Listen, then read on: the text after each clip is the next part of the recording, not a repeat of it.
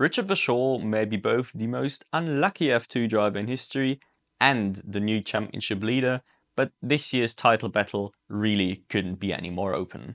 Hello and welcome fellow motorsports fans. F2 title battle aside, we now also have got a much better look at the F1 Academy grid. The SuperFormula title battle looks rather spicy and French F4 is finally here, so let's get straight to the action.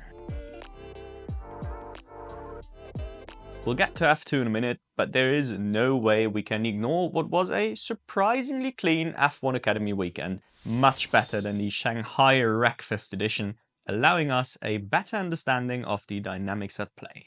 Chloe Chambers looks great in clean air, but not so much in traffic, and lost the win with an avoidable 5-second penalty. Maya Wuch looks like a true contender who, unlike Chambers, is not shy in traffic at all, and I am glad to see MP so vastly improved from last season in general. Prema may be facing similar issues we see in F2, F3 and pretty much everywhere else to be honest, but Dorian Parr is still a clear title contender as well, to nobody's surprise. The car may lack the pace to fight for wins, but her excellent consistency on a chaotic grid will prove super valuable later down the line. I almost have to issue an apology. I called her out last time and Tina Hausmann looked significantly better here, both in terms of pace, but more importantly on the racecraft front as well. Sure, she can't stand up to Pan, but Nina Gardeman is a worthy opponent as well, and she very much got the better of her across the weekend. Then we had the rather pleasant Ella Lloyd comeback. She was anonymous in the season opener, but I avoided talking about it as I believe that should be an anomaly. And for once, I was certainly correct.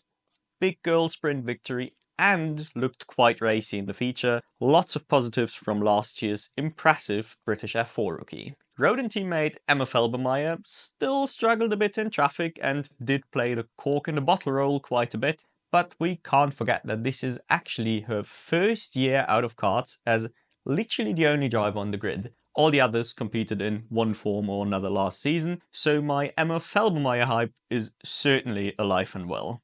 Alicia Pomofsky and Alba Larsen were about as solid as last weekend, but another trend unfortunately continued as well.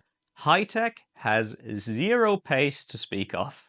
They might not have the strongest driver lineup, but still this is a bit disappointing, not least because I am a bit of a Nicole Haverda fan. But I suppose this was kind of expected for a new team joining. I just hope they pick it up over the course of the season and not just next year. In F2, Richard Verschoor was without a doubt the star of the weekend, winning both races on track, even if yet again he did have a penalty to get the sprint race victory taken away from him. The feature charge from P9 to the win on the old Strat was even more stunning anyway, and at least at the time of recording he has not been disqualified from that one yet. I've seen people ask on the social medias, why is a 24-year-old even racing in F2? And honestly, that question did blow my mind just a little bit when talking about Verschoor. He has been one of the most underrated, consistent drivers in pretty much all his years in the category, and he was a miracle worker for backmarker teams like Trident and Van Amersfoort. This is the first time he is remotely in a championship winning position, and I think he very much has all the skills and experience to pull it off. But we'll talk about the current state of the favourites in just a minute. Jack Crawford has had a proper shit start to the year, a lot of it outside of his control to be honest, so I was quite happy to see him catch a break with a controlled P2 here. Is 4 no scoring races a little bit too much? Possibly, but I don't think he was ever forecast the title, to use some Russell speak. He's doing what he did to Correa last year by wiping the floor with Kushmaini, but a few more good results might be required if he wants to be on Cadillac's radar for next season. The Campos guys looked absolutely brilliant. Pepe Marti with some proper front-running pace and Arvid Lindblad with quiet excellence to score points in all but one of his races so far and to take the record of youngest F2 race winner along the way, although aided by both the penalty for Verschoor and Marti opening the door with a bit of a mistake. And while both of them look really sharp, it doesn't even look like they are just driving a rocket ship or anything. at least as far as I can tell from the outside. A slightly less optimistic look over at High Tech, where the car also doesn't look like last year's rocket ship anymore. But more importantly, I am a little bit disappointed by Dino Beganovic. Sure, there's still a lot of time to turn things around in Europe, but so far he hasn't really been a match for Luke Browning in most races, unfortunately. Not quite the closely fought battle I anticipated, and certainly doesn't look like the title contender I had hoped for. Browning on the other end looks very good, outgunned this weekend, sure, but seemingly doing a decent job of maximizing points. Where are the Browning haters from last year at now? Otherwise, Fornaroli is still consistent as fuck, Prema is still pretty average, Victor Martin is still good but ART doesn't quite have winning pace, and Alex Dunne was once again too aggressive. So, who really are our title favourites now that we are 3 rounds in? As I said in my previous video, I could absolutely see Verschoor take the crown with the combination of pace and mature driving he is showing, but I still don't quite trust MP to keep providing the necessary equipment.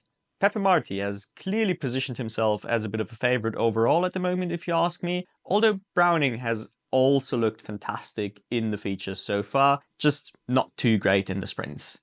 But of course, when looking at the points, I wouldn't count out anyone of the current top 6, and I am also not fully ready to give up on a Prema comeback for Mini either.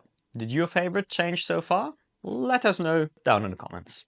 I'll keep F1 short and sweet as always, but at this point I do have to mention the accumulation of Lando Norris mistakes we've seen over just this short bit of the season already. Not only is Oscar Piastri rapid and ice cold, but Norris also keeps handing him freebies. If he already makes this many mistakes now, I feel like him throwing a potential championship in a close late season battle looks more likely than not at this point. And the other thing to mention was that Piastri and Verstappen incident on lap 1. And while I know most fans agree with this anyway, I just have to say, I don't know what Verstappen was thinking here. This was such a slam dunk penalty that has been given out already during the weekend across both F1 Academy and F2. We can argue about the sensibility of the current wheel-to-wheel rules all day long, but they definitely weren't gonna be changed during the weekend. Anyway, I think it most likely didn't affect the end results either way. For our SuperFormula segment, we'll have a look at the 3 teams that dictate the championship: Dandelion, Mugen and Toms. Dandelion still looks like the clear-cut favourites with somewhat unrivaled pace, and this is very much reflected in the standings. Kakinosh and Ohta and Tadasuke Makino trading wins and P2s, despite being put on different strategies during both races, does show just how big their advantage really is. Especially the gap that Makino pulled in race 2 to take an easy P2 stood out to me. Really looks like a bit of a coin flip between the pair at the moment. I might be more of an Ohta fan personally, but Makino does look even more refined at the moment in my opinion. Team Toms have of course won the last 2 championships, but are struggling a bit with their current form. This may have been more expected around Suzuka, but not at Motegi. On the bright side, Sasha Van Stress looked significantly better than he did in the season opener, actually pushing Shotsuboy, smashing him in quali and taking good points across the races. The reigning champion still did what he does best, maximizing everything to go from P13 to P4 in the first race, only for a gearbox issue to take him out of the second for a crucial loss of points. Tsuboy's ability to shoot up the order in the races is undeniably stunning, but he really needs a better qualifying to go along with that now that he has a DNF to his name already. Former Red Bull affiliated Team Mugen is not only firmly outgunned by fellow Honda squad Dandelion, but star driver and 2-time champion Tomoko Najiri is really having a rough time with things. Consistently beaten by Ayumu Iwasa, and it wasn't at all close here. Iwasa on the flip side is really impressive, not just by beating his veteran teammate, but also with how he executes those races. Tire management skills from F2 clearly coming in handy here if you ask me. Unfortunate loss of points with mechanical failure much like Tsuboy, but otherwise remarkably consistent. If the Dandelion battle ever heats up a little more, he might just have a shot at stealing the title. But for now, I'm sure all he is thinking about is finally finding that first victory. Looks like it really is just a matter of time at this point. Tiny sidetrack. He may be a likable commentator, but I am so sick of Jake Sansen's Juju Cope. Sure, she's pretty talented, but that does not excuse promoting her at least 3 years too early for that talent to actually show on track.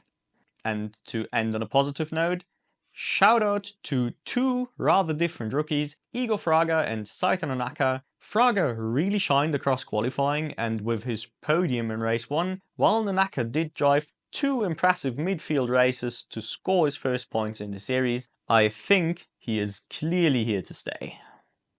I've got a love-hate relationship with French F4. A really cool group of drivers, and I love the no team approach, but a French-only broadcast with no stream for the first race of the weekend and one of the worst on-stream graphics ever conceived by mankind. It was the expected chaos across the board, particularly on the wet Saturday, so the midfield still looks wide open all around, but I want to introduce some of the drivers anyway.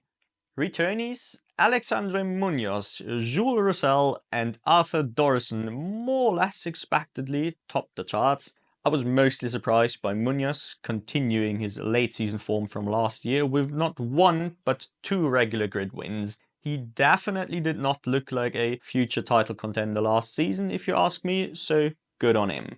But an advantage for returning drivers is of course expected during the season opener. I was still considerably more interested in the huge amount of relevant karting graduates making their first car racing steps here. Louis Iglesias, Matteo Giccardi, Andy Consani, Malo Bollier, Julien Bouzard and Hugo Heron. As you can see, most of them did rather well for themselves for their single-seater debut. I know I butchered about half the names, but they are French names, so I think that is expected at this point. Turns out following karting is worth the time, or you can of course just watch my karting report, wink wink. It wasn't all about the drivers I was waiting for though.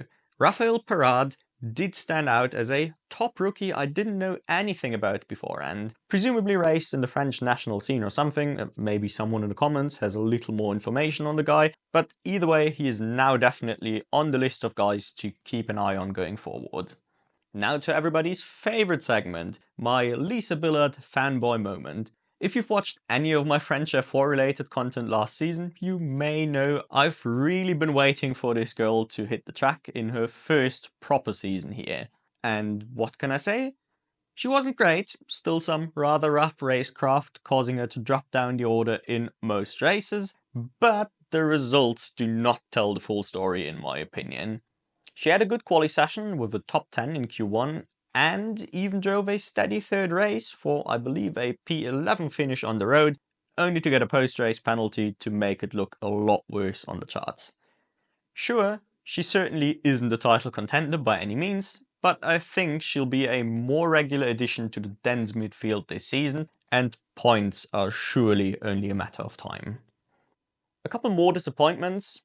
Montego Marson and, to a slightly lesser extent, Ryan Caretti. Both are expected to be fighting for wins and potentially the title, and both remained bad to anonymous here. I do very much expect them to pick it up though, especially Marson must have just had some proper bad experience in traffic this weekend to be this far down the order at all times. Chinese F4 has all the downsides of the French F4 broadcast, but lacks the exciting grid to make up for it, so we'll skip that here and move straight to our quick weekly Karting Report. There actually was no international karting event this weekend, but coincidentally, the German Karting Championship DKM has started, so I couldn't just skip this opportunity to talk about it, could I? And it has a half English broadcast this year, so you guys should definitely check it out as well. By the way, since I don't know when I can make that karting explainer video and I'd rather try making a Frecker preview in time, the different points you see on all of these karting score sheets refer to the points gained by your final position at the end of the heats, and then by your results in the super heats or pre-finals, whatever they're called in any given series, and of course one set of points for your actual position in the final itself. I hope this at least clears up one of the most common questions. The DMKM minis played out the exact way I had been hoping for. Last year's dominator, Milan Rossi, has graduated, leaving things open for second year Devon Tits to take the win. And he didn't just take the win, he dominated the entire weekend from quali to the final, and I couldn't be any happier for him. He may be struggling with budget, but you can go out and support him financially if you want, but he certainly ain't struggling for speed. The juniors might unfortunately still have the usual tiny field we're used to from the DJKM, but still put on a pretty good show all around. Former Swedish junior runner-up Erik Poulsen may have dominated the weekend, but my eyes were firmly glued to the aforementioned 2024 mini dominator Milan Rossi, who had an excellent junior debut as well to take the last step on the podium in a tight four-way battle for P2. One which, by the way, also included subsequently penalized Martina Rumlanova, for those of you interested in the female side of karting talents out there. The German shifter karting scene is a deep one and offers a two-tiered championship system for drivers to compete in. The lower league, DSKC, saw Mate Preuss' best drive I've seen from him so far in his career to take the win for Formula K. But more importantly, Jaden Teen put it on P2 and is leaving the weekend with the most points out of anyone. He may be a cunt on iRacing, but still a young star in the making IRL. And in the top tier of the championship, the DKM, Danilo Albanese was setting the pace, while my personal favourite Marcus Kayak confirmed his status as team leader for Formula K and is firmly on a mission to defend this title.